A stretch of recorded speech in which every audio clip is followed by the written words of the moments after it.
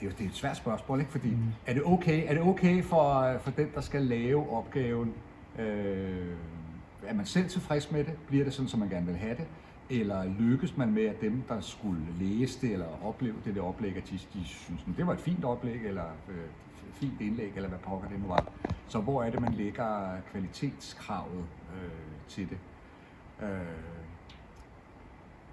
Jeg tænker, hvis man når dertil, hvor man kan prompte en eller anden chat-tingest med noget, som gør, at den laver et oplæg, der er sådan, som det skal være i forhold til dem, der skal lytte på det og gøre ved, så er det måske okay. Det er ikke lykkes mig nu at lave noget, som jeg synes, okay, det er fint, det kan jeg bare enten aflevere, eller læse op, eller gøre noget andet. Så. Det er ikke okay, at han får den til at skrive opgaven. Så der handler det om, at han skal prioritere, så må han droppe badminton og selv fokusere på at lave opgaven. Han kan få ChatGPT til at understøtte eller komme med nogle vigtige pointer, men den skal ikke bare skrive den, fordi det vil være plagiat.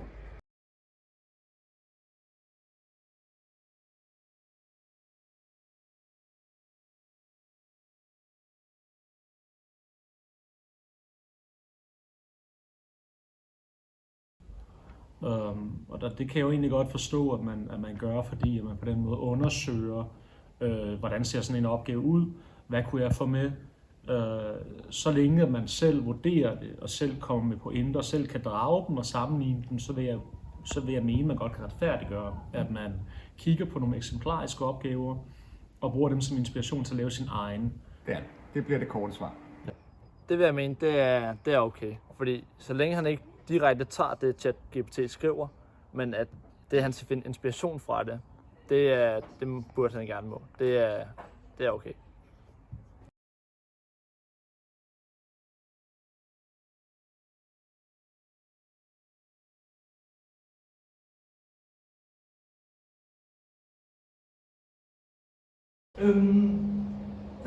Ja, det vil jeg nok sige, det var på nogle punkter.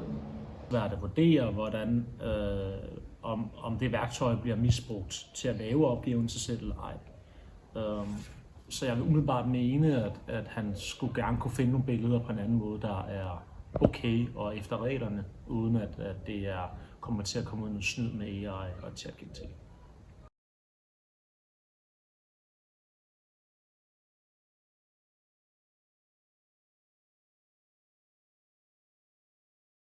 Ja, hvis det der er i virkeligheden formålet med det er, at eleverne skal lære et eller andet, og for at de kan lære det på en god måde, så tænker hun, at en eller anden form for kreativ opgave, at det eleverne skal arbejde med, om den så kommer ud af en bog, eller ud af en ChatGPT, eller ud af, at hun har en kæmpe stor hukommelse med alle mulige ting og sager inde i hovedet. Det tænker jeg er i virkeligheden er ligegyldigt. Ja, det vil jeg sige igen, så længe hun skriver lidt om, så vil jeg sige, var helt fint. Så ikke noget problem med det.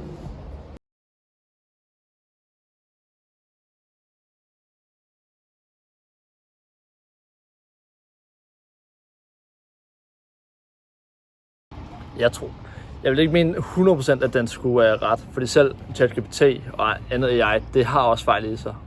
Og man skal altid være kildekritisk omkring ChatGPT.